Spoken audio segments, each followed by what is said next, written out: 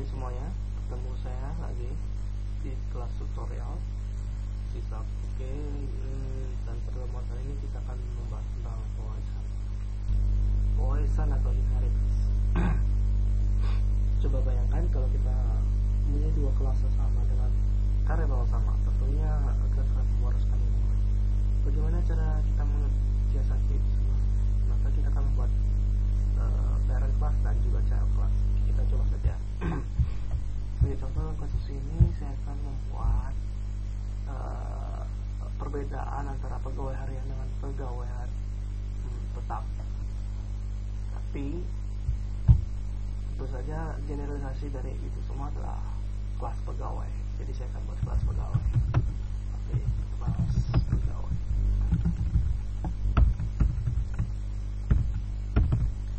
Dan kita buat turunannya. Kelas pegawai harian.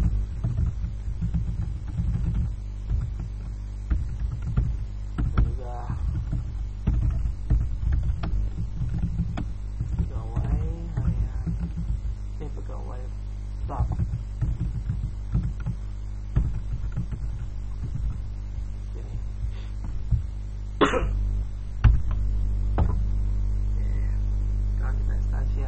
Variabel dari kelas pegawai yang memiliki nama, dia memiliki alamat.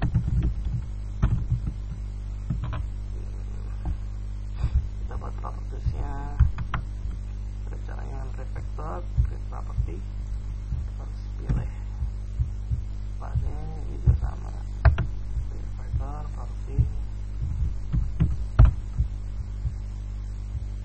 Dan pegawai harian.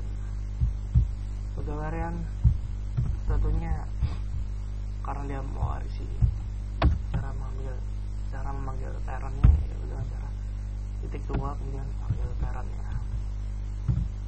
Dalam hal ini public string nama, properties nama, alamat dan juga member nama alamat akan dimiliki oleh pegawai harian.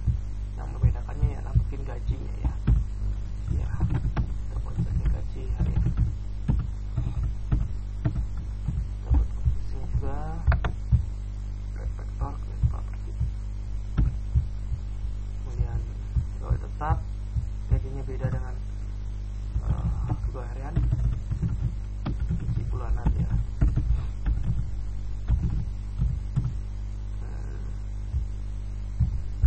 Ini juga buat propertiesnya. Ya, pegawai tetap darahnya ialah pegawai juga.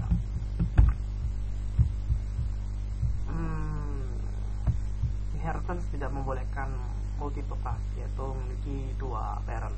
Sebagai contoh pegawai ini, pegawai tetap ini saya ingin panggil juga pegawai harian sebagai parentnya. Hal ini tidak diperbolehkan dalam sisap. Kalau kita build, maka terjadi person error. Pegawai tetap kehilangan multiple class. Bagaimana cara mensiasati ini agar karena saya ingin memiliki properti dari pegawai harian. Caranya ialah kita panggil saja pegawai harian. Pegawai harian pun juga memiliki sifat dari sifat turunan, memiliki hal-hal yang dibawa oleh pegawai. Jadi kalau kita panggil pegawai harian, maka pegawai otomatis akan kita miliki juga member maupun properties maupun metodenya. Itu kecuali konstruktornya. Oke. Kemudian kita balikkan lagi. Kita panggil objeknya. Oh ya, belum memiliki konstruktor. Tapi secara otomatis kalau kita tidak menyertakan konstruktor akan dibuat sendiri oleh sisap. Jadi tidak usah khawatir. Kita panggil dulu objeknya pegawai harian.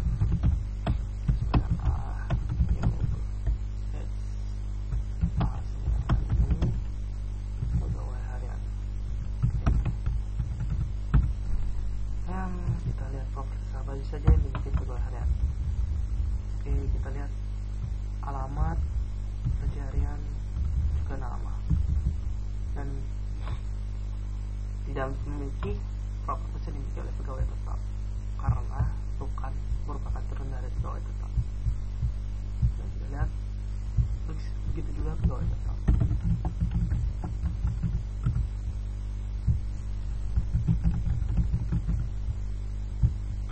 Lihat, gajinya adalah bulanan, bukan harian.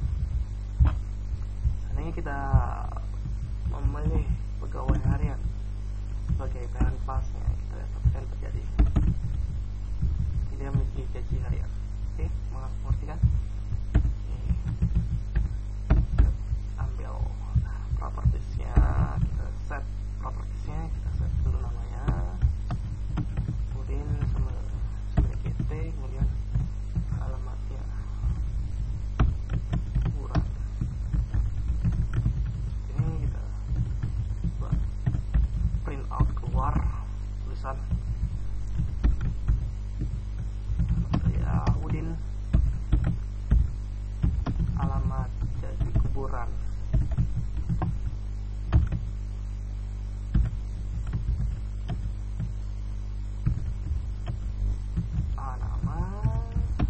Alamat ini console deadline. Oke, kita run. Saya udah alamat kuburan. Oke.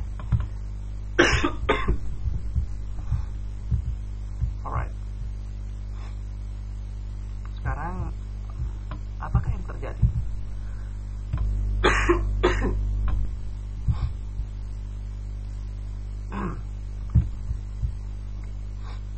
Kita hapus dulu ini.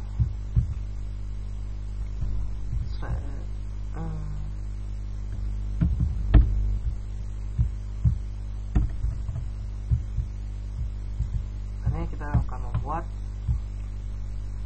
di mana nih pegawai tetap. Kita buat konstruktornya public pegawai tetap. Kita masukkan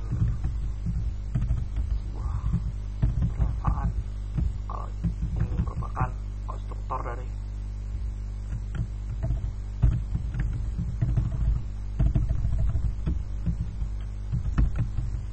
pegawai tetap.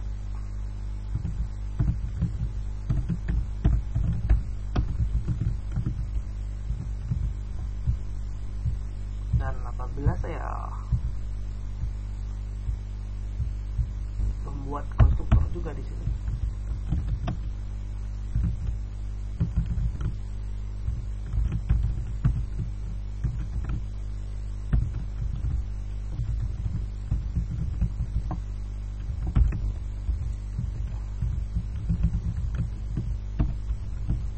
nah, apakah yang terjadi kalau saya memanggil objek pegawai tetap?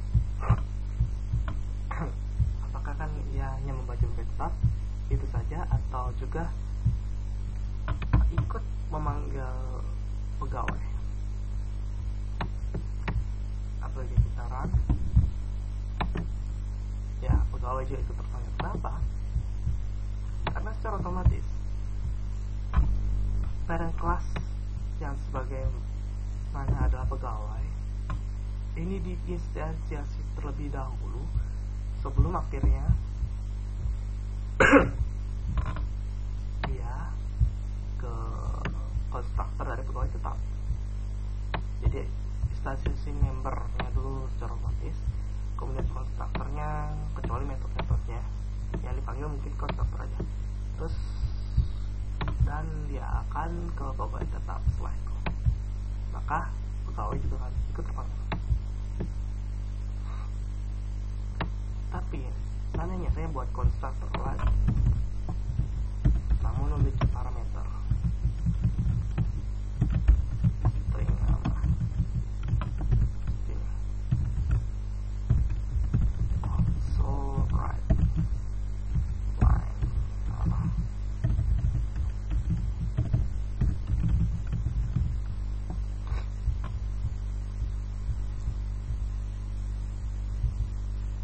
Bagaimana seandainya saya ingin mengakses konstruktor ini? Bukan ini saya ingin akses. Caranya ialah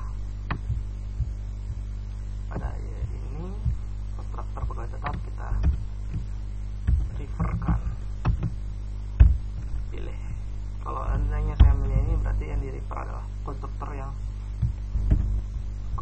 yang tanpa parameter.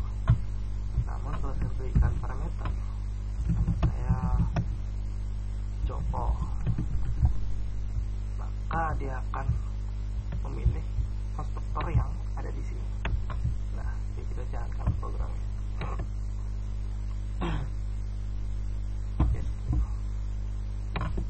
Oke, begitulah tutorial kita kali ini tentang inheritance atau pewarisan.